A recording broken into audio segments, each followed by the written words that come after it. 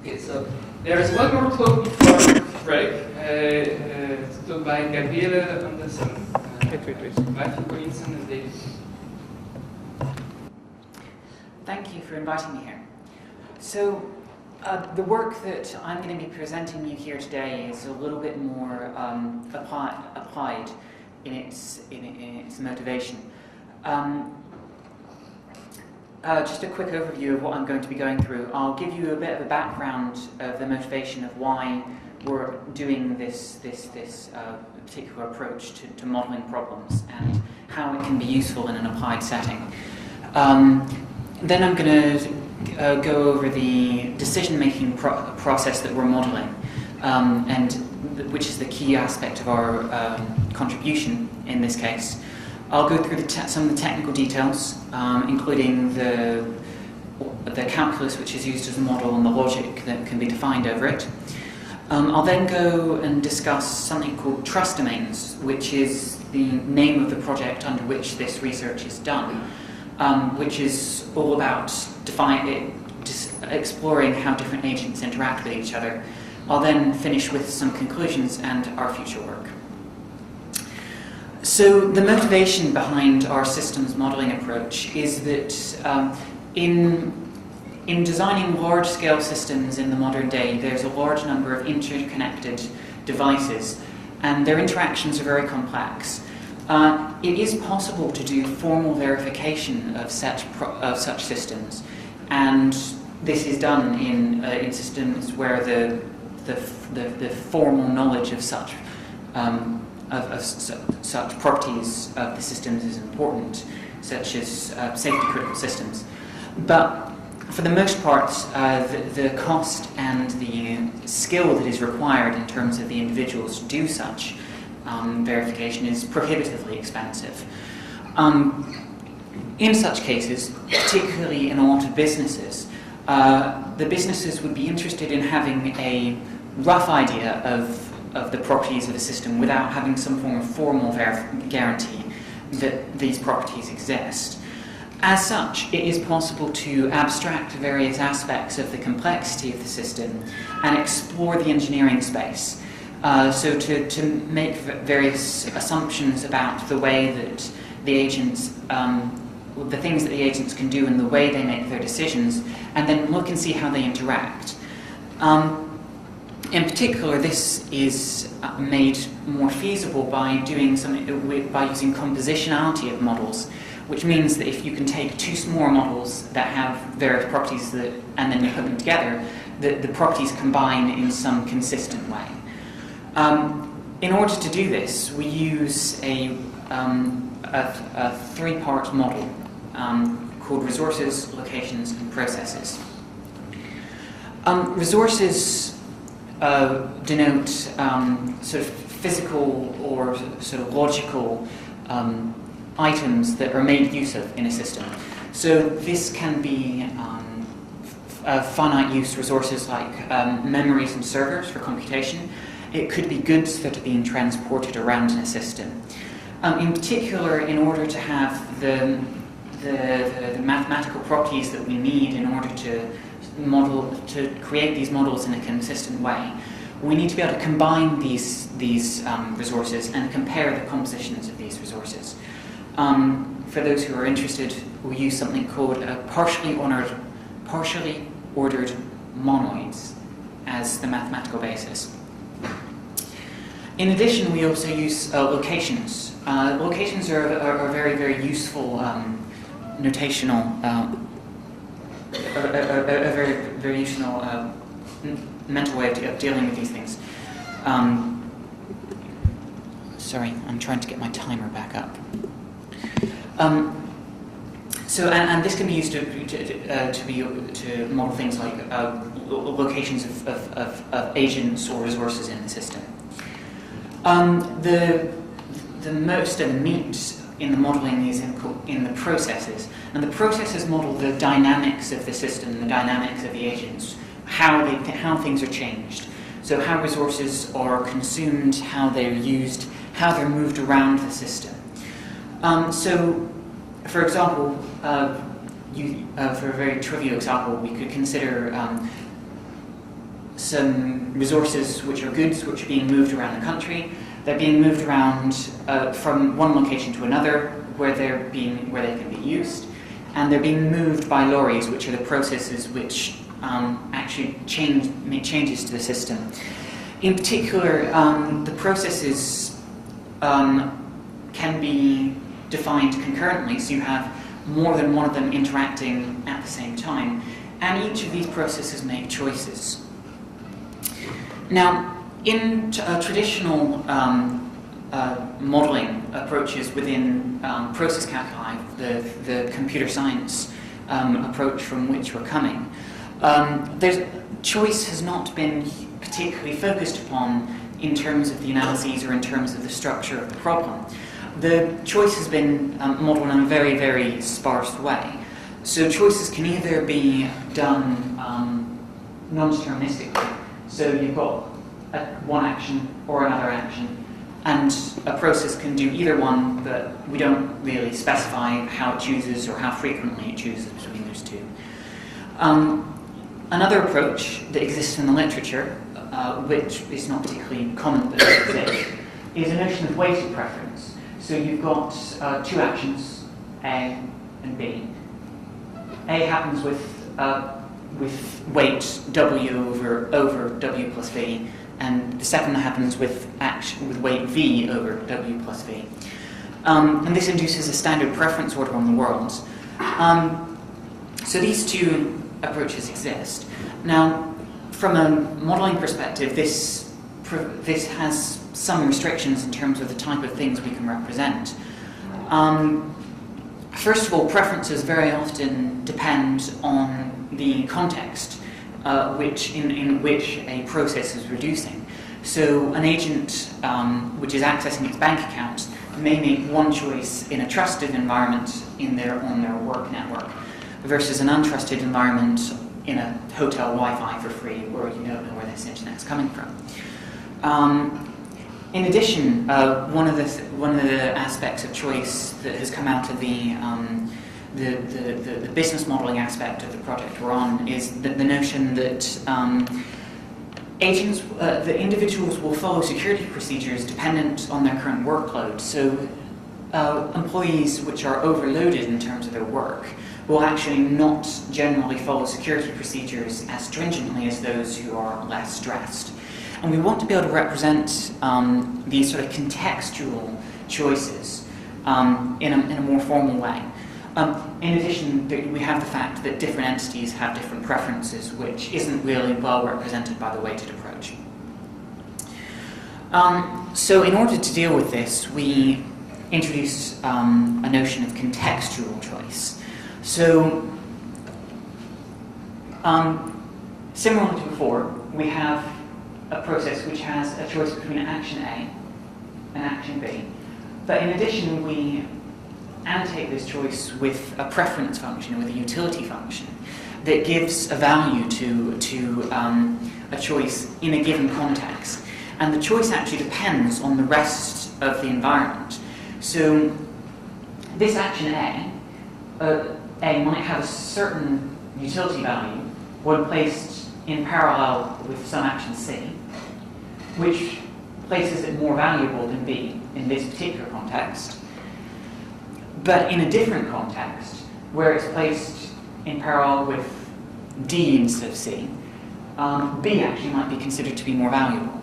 So this permits us to actually start modeling choices in a context-sensitive way. So the process calculus that we use is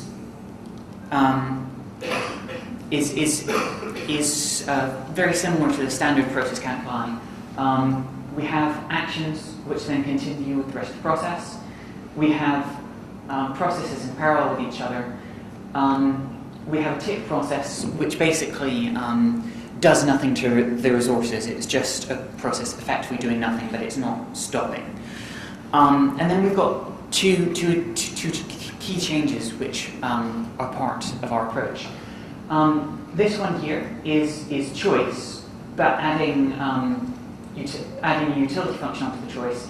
This is simply a an n-ary version of the binary choice that I showed you before. And this is a whole, which I'll explain in a minute. Contexts are so processes are these processes E.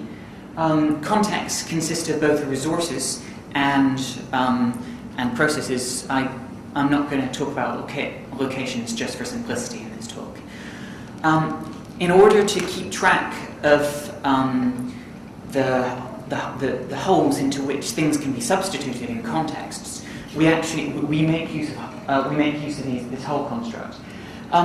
This approach is relatively has been done informally within the process calculus literature, but has never actually been considered as first-class objects and the theory that goes alongside it.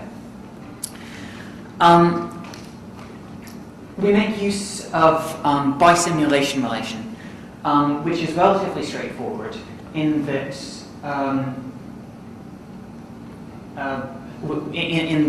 two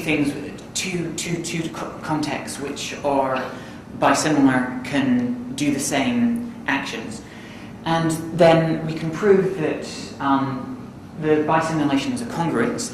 This is a key result in the modeling approach, because it basically means that you can replace two things which are considered bisimilar, and you're not actually going to change any of the logical properties that exist.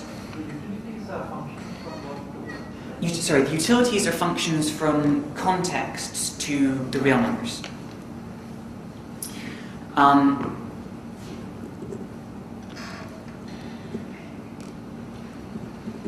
So basically this result allows us to structurally build up our models. So if we prove a property over a specific model, and then we replace it with one which is related to it by this bisimulation relation, we don't actually need to redo our proofs because this theorem allows us to do that. On top of this modeling technology, we can then start considering the logical properties of the models that we're building. So the logic that we're using is broken into two parts. The first of which consists of standard additive operators. The next bit are modal operators as standard, so possible and necessitated. And then there are some additional logical operators which have to do with the resource aspect of the modeling process. So the two key ones here are star and something referred to as wand.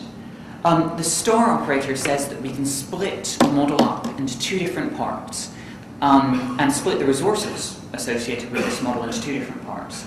And we can prove two separate things about them, and they aren't going to they're not going to interact in terms of they're two separate properties. The wand operator is very similar, and it says that if you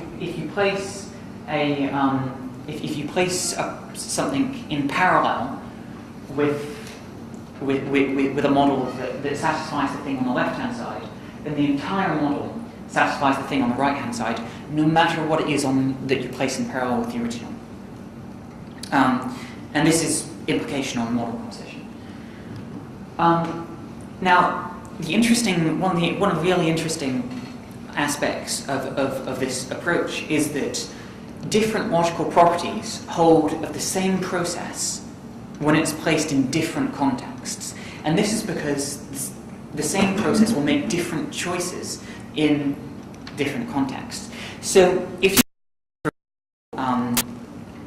an individual who is choosing a banker who's either choosing to access some sensitive piece of information or to not, to do something else, I don't know, go have a cup of tea. And this banker has a choice between these two actions. Now, you place this banker in the work context, and they value the access action over the cup of tea action. But if you place them in the home context and they're not so sure about their network, they actually value the cup of tea thing over the access because they really value access very low because they're not sure about whether this sensitive information is going to be leaked in any way. So we end up having different modal properties of the same process in different contexts, which allows us to be allows us quite a rich notion in terms of our modeling. We then have some additional logical properties, additional theorems, sorry, to do with the logic. I've referred to this in passing earlier, in that if you've got some process, some context here, and it satisfies some logical property, and it's bisimilar to something else, then we can just substitute this other thing in, and the same property still exists. Note that unusually this gives soundness but not completeness. In the traditional modelling approach, there is both soundness and completeness, but given the modelling approach that we've been taking that makes use of resources and the decomposition of logical properties on resources, unfortunately we don't actually get completeness as well. It is possible to prove soundness and completeness, but we have to use a different equivalence relation. It's a very, very much more local relation, and it doesn't have the congruence property that I mentioned earlier. But basically, if we don't consider multiplicative implication, and if we consider processes with fixed resources, then we can show that that equivalent processes are bisimilar and bisimilar processes are equivalent.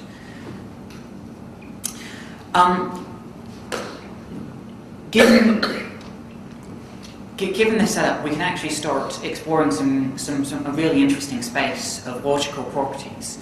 So, for example, we could consider putting in preference modalities into this approach. We haven't formally done so in the paper, but it's not a very large step at all in order to do so. So consider, for example, that this modality here denotes that a process, that there exists any process that is considered to be better than the current process, and that when placed in the existing context satisfies phi. Now this can be real useful when put in comparison with the multiplicative implication that I mentioned earlier. So you can put logical statements like this, which is quite complicated when you look at it, but it basically consists of, if you have some attacker that satisfies some property phi, and that phi doesn't necessarily have to describe everything the attacker can do, but it describes the defender's knowledge of the attacker. So the defender says, well, I'm going to defend against attackers that have this sort of attack profile. So this logical statement says that if I'm interacting with some attacker with this attack profile, and I do some defensive action, in any possible world that I get to where I've done this defensive action, anything in any context, so any attacker, any way that the attacker could change the environment to make it better for itself, it's actually not worth the attacker making the attack. So the attacker doesn't actually do the attack action anymore. And this allows us to represent some really interesting, quite complex notions, and then to explore this, to model really quite complex systems, and then explore these interesting properties. So the aim of this work is part of a larger project which is called Trust Domains, which is considering how to think about whether different parts of the system trust and choose to interact with each other. For the purposes of this section, we're actually going to use utility as cost instead. I mean, they're sort of interchangeable theoretically. And so we consider about in this situation, we consider configurations that a process would consider interacting with trusted if they fulfill some logical property and if it can do so within some given cost bound. So a business is interested in achieving some security profile, but it's not interested in spending an infinite amount of money in order to do so. And then we can start considering trust boundaries in terms of the areas and the set of other processes and other situations that a process is willing to interact with. And these boundaries will depend on both the utility or cost function being used and the cost bounds. So this is a diagram that's used to illustrate this approach. So if you've got some process here that's trying to make a decision as to whether it wants to interact with this process over here. Now, it can use different. So first of all, it can use different utility functions, different cost functions that sort of denote what its costs are in a given scenario. So it can use some cost function U, or it could use some cost function V. And then it makes some choices as to how much cost it's willing to incur in order to try to get some job done, basically. And then you can see here that if it is using this cost function V and has some cost boundary V1, that if it's using cost boundary V1, it's not going to choose to interact with V. But if it is using cost boundary V2, it does choose to do so. And this ends up actually being quite an interesting, quite powerful notion of trust for interaction. And then there's a technical definition at the bottom. So to conclude, modeling complex systems requires tools at the correct level of abstraction. If you're working in a business environment and you've only got a certain amount of time and money that you can spend to consider a problem, you don't have time or effort or speciality in order to do formal verification.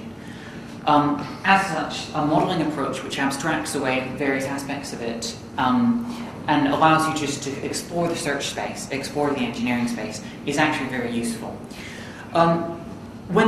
When doing this modeling approach, when considering how processes interact, context is an important aspect of choice, which hasn't really been considered before in the literature.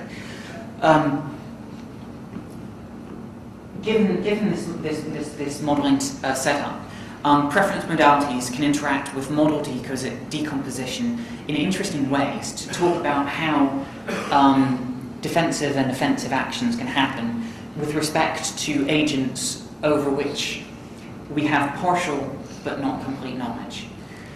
And in addition, there's a distinct strength in combining logical and utility-based modeling techniques, which we're looking forward to exploring more in detail in future. In the future, in particular, one of the key things we're working towards at the moment is integrating probabilistic notions into this modeling approach, which then allows us to consider expected utility and cost rather than fixed utility and cost, which is a restriction, unfortunately. We're going to do a full consideration of preference modalities, and in addition, we're going to consider how cost modalities can be used to represent things such as trust domains and the other issues I've been mentioning in this talk. So yes, thank you very much.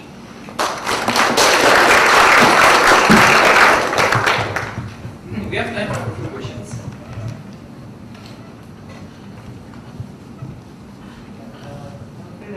Understand the context. I mean, is it a location like a lorry, or is it an agent like the banker? Is it another process? So that's not clear. I'm sorry. A context is other processes that are in parallel with the one that we're considering at the moment, and the resources that are associated with those with those processes. So we have something called work and home. So what is work? Is it a process? So in this situation, yeah. Work would simply be, probably, in this simple example, would probably just be an empty context with some resources that indicate that it's the home environment. Versus if you were if you were in some unsafe place, you might have an attacker process which was actually running in parallel. So contexts can consist of other processes in parallel. It could just be an empty context with some additional resources to help you differentiate between the two. But normally it consists of some other processes with which you're interacting and the resources that those processes are using. Okay. And the resources come with this partially ordered moment, like you said? Yes. Okay. So where is that used in this work?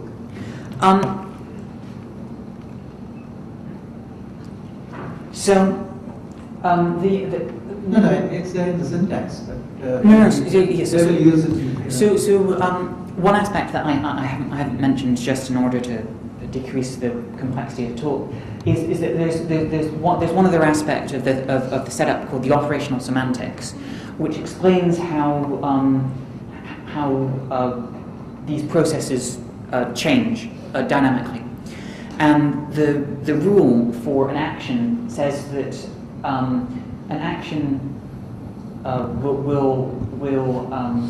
there's something called a modification function, which makes use of the partially ordered monoid to define how a given action modifies some resources. So you'll have, do we have some chalk? Yes. So we have an operational semantics that states that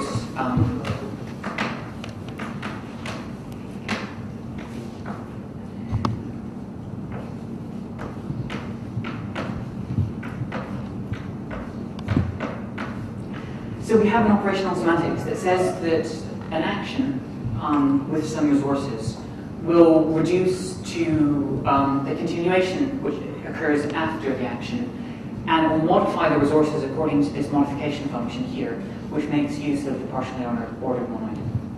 Okay. Fine. So, but in the congruence, then you don't have any particular axioms which deal with these kind of things. So, how will you relate the two? So the bisimilarity property here is defined in terms of this reduction system here. Okay. So the relation happens in this bit here. Another question? In that case, thank you very much.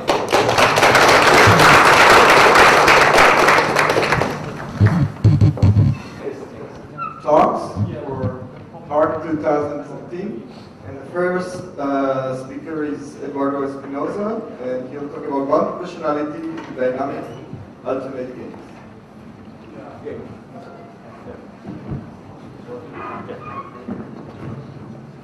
So thank you for being here. I'm as he has said, Eduardo Spinosa. And I'm presenting this work entitled Bounded Rationality in a dynamic alternate game. So we have this little agenda. I will start by describing some stuff very clear that's really brief. It's just to make a framework on how I am trying to present this. After that, I'm going to talk about bounded rationality. How do we see bounded rationality, and how is this to stop trying to work to obtain. How did we obtain this model based on game theory and bounded rationality? Before that, I will present a previous model which inspires us to work on it. Finally, I will give brief conclusions and where do we want to go from here. So, game theory, we all know what's game theory, but as the way I'm trying to use game theories, we have an interactive agents interacting in some way, and we want game theory to tell us why these agents do something on one hand, and on the other hand, we want to know or we want to obtain the game theory tells us how to act in some kind of these interactive models. So a way to do the last thing, we use the game tree, representing this game instead of this way, and using the game tree. Yeah. So I'm based on the game tree structure to obtain my results. Now there are well, if we talk about bounded rationality, we want to know before that why I want to use bounded rationality instead of, for instance, a logical omission agent.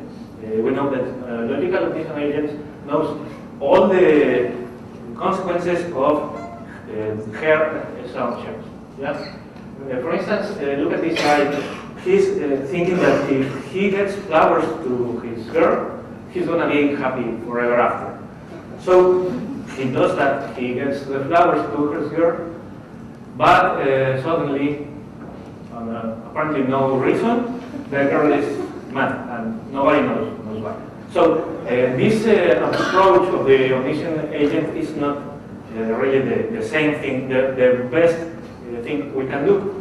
So we are not so ambitious. We don't want to obtain the omission agent, and we want to get a model based on bounded rationality instead. There are several ways to bound the rationality. It can be memory, for instance, awareness, foresight, optimization. And in the work I'm presenting, we are focused mainly in foresight, but it has optimization also. And memory and awareness are there, but in an implicit way. They are not explicitly mentioned. It's one of the things we want to do. May I ask a favor? Yeah. Can you use the laser a little less? Because actually when you say foresight, we can see it, and the laser just distracts. Okay, thanks. A little less. Sorry. Well, thank you. So we are focused on foresight, optimization, and the other ones are implicit. Just we want to make them explicit, but that's going to be further work. So before I start presenting my model, I'm showing this one that was a work of Philippe Joyel from 1995, and he uses foresight. He bounds his rationality using foresight, and it's a fixed foresight. That's the main characteristic of his model. So according to Philippe Joyel, if we have the prisoner's dilemma playing in an iterative way, we start with this red box, and that's the first prisoner's dilemma. But if we see here, that's the exact same structure as the one in the box, in the red box. But for JL, this fixed foresight is enough to this kind of games when we are playing the same game in an iterative way. So the player 2, he can see the next 2 steps ahead, and when it's the turn for the player 1, we are returning to the first place. Yeah. So the main characteristic of this kind of games is that the game tree is the same at each step of the match. Yeah. So the model I'm presenting is a modification of that, and we want to use variable foresight because we want to model the kind of games that change dynamically the structure of the game tree. We have the game tree, the full game tree. For instance, this one is I tell you later, but we have this game tree, and if we see it's not the exact same structure at every level. It changes according to the actions the agents take. So this is a representation of a little match of dominoes. I don't know if everyone has played dominoes, but it's not. It's really simple. So the first agent, J1, has 3 tiles. Tiles that are marked with pairs of values. For instance, this is the tile 2, 2. And at the start of this little instance of the game, each player has 3 tiles. Player 1 is 0, 0, 0, 1, and 2, 2. Yeah? So the action he takes is trying to reach the point where he wins, marked as J, wins player 1 or player 2. So he's trying to achieve a winning point. But we're not assuming that he can see the whole game tree. In this little example, we are saying that he has computing capability, defining computing capability as the numbers of future states that a player can reach in the game tree. Yeah? So both players in this little example have a computing capability of 2n, where n is the number of tiles they've got at the very beginning. So in principle, player 1 could see 6 states, but he generates this level full, and if we allow him to generate other 3, it would be not full stage. So we say that he only can see one step ahead. Yeah, not 2 steps, because in order to have the 2 steps ahead, he should be able to generate the complete next level. Yeah. So here he has just 1 step ahead. But if we see what happens when he chooses his action, in this example, he's choosing this action. In a little while, I'm going to say why he chose that.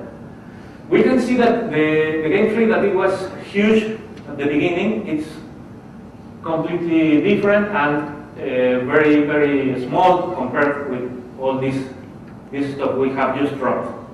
Yeah. So he chooses that action, and now it's the turn of player 2.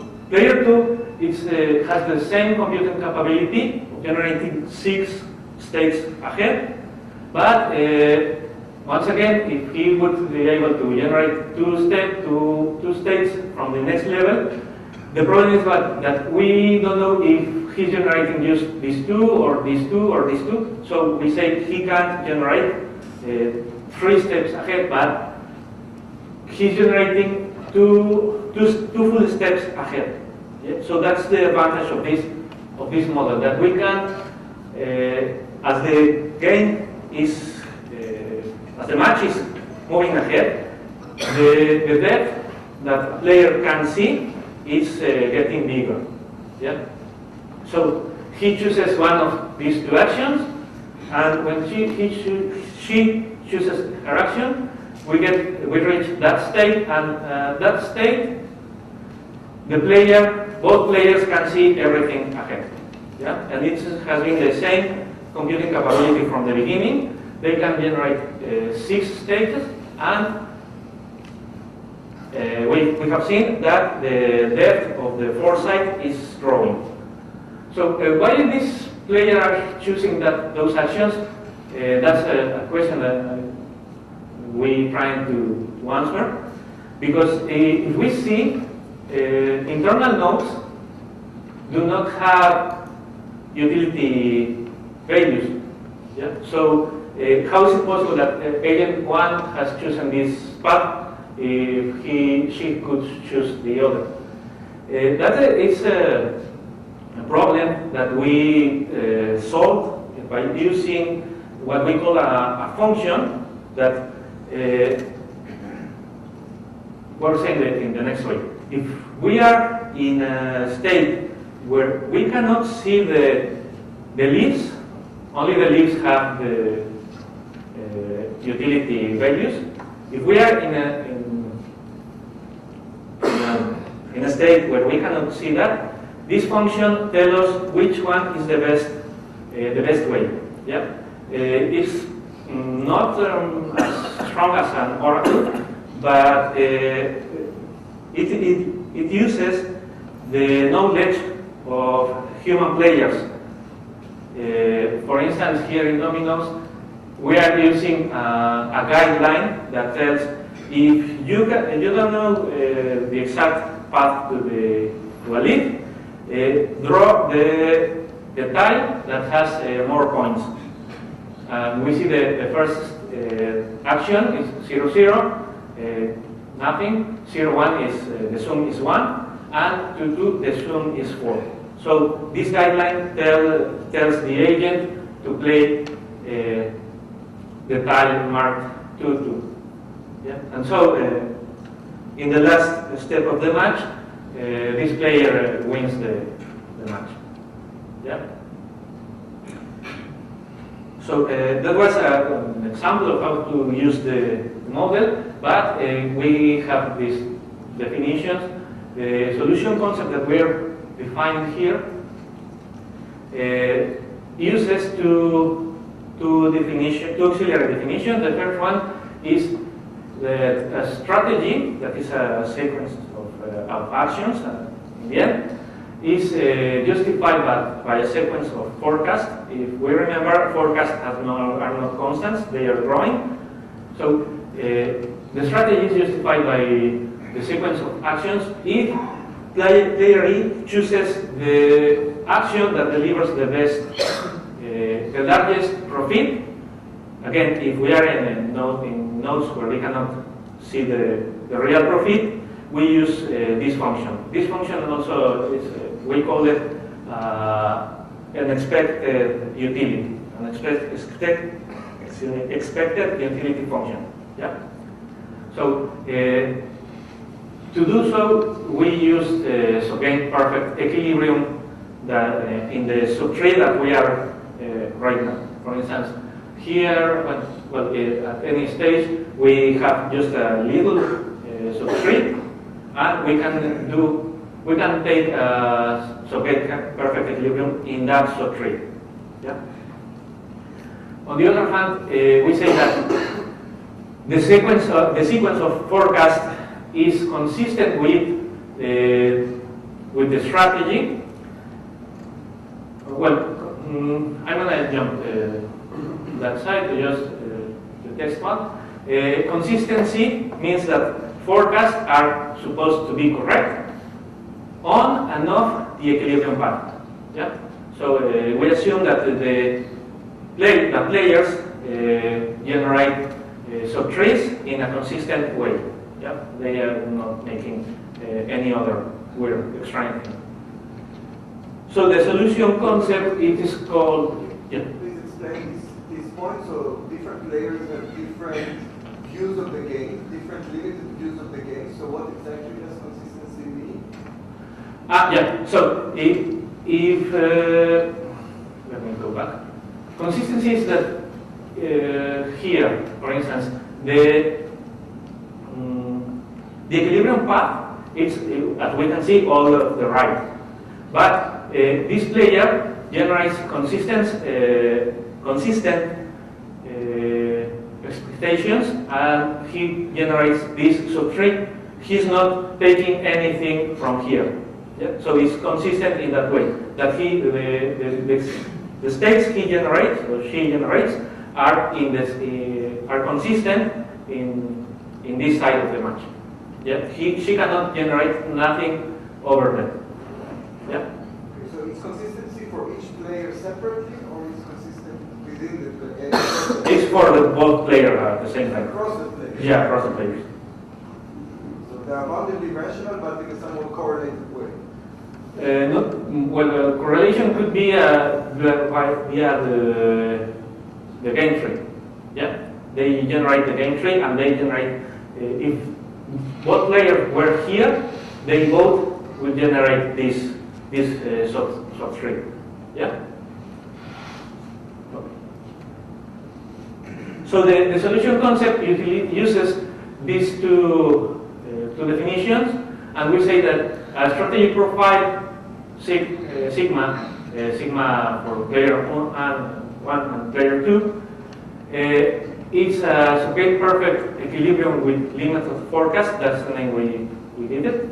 And C1 C2 solution if and only if there exists a forecast for both players and profile such that strategy for player E is justified for the forecast for each player, and the forecasts are consistent with that strategy.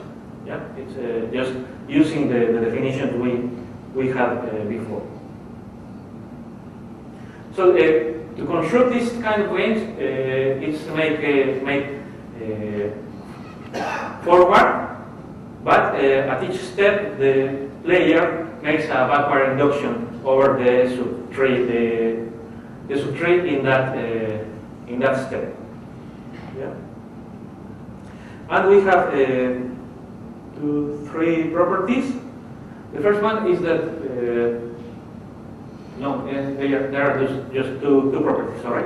The first one is that every dynamic alternate game will always have at least one subgame perfect equilibrium, and we obtain this by using this little corollary. It says a general n-person game with gamma with perfect information always has an equilibrium point. So if we remember, we build subtrees, and all those subtrees are perfect information games. Yeah. And the other property that is to be proven, we haven't done right now, but we say that purely that this model is better if we achieve larger foresight, and intuitively we can say that at any stage, if we have a completely random player, she will choose whatever. We assume that she is a myopic player. Okay, thanks. We assume she's myopic, so she would just take a random choice over the possible actions she has at that step. And this model takes into account the knowledge from previous players on the one hand, and it's possible to use knowledge from previously played matches. Yeah, that could be added to this function. That one thing we are thinking is that it could be called like a knowledge base. Yeah, taking that from artificial intelligence. It's a knowledge base, and so this knowledge is used in order to get the best action. Yeah, and on the other hand, it requires less computational power than that of the rational man. Yeah, rational man is exponential amount of memory. So with polynomial capability in a few steps, as we have seen, this model can obtain almost all the game tree from a certain point. Yeah. So this is to be proven. We haven't already done, but that's a thing we are working. Sorry. So conclusions. We presented a new model that uses boundary rationality, in particular limited foresight, and we are applying it to a class of games called dynamic alternate game. And we also define the solution concept for these kind of games, and And we have a couple of properties. One is to be proven, the other is derived from this corollary. And well, we also showed a concrete example of how this approach can be used to, well, in particular to a game of dominoes, but if we have the game free, in principle we can apply this same model. And as further work, we want to get the proof. That's our first direction, to get the proof that I mentioned before. The other is to get the model to the general class of games, not only for dominoes, and to present other examples with more guidelines. The example I present here, it was just with one guideline. It was to make it easier, but it is possible to add several guidelines, and that's another direction. And finally, we want to combine other characterizations of bounded rationality. Mainly, we want to make explicit the awareness and the memory bounds. Yeah, so that's what we want to do from here. And that would be all. Thanks.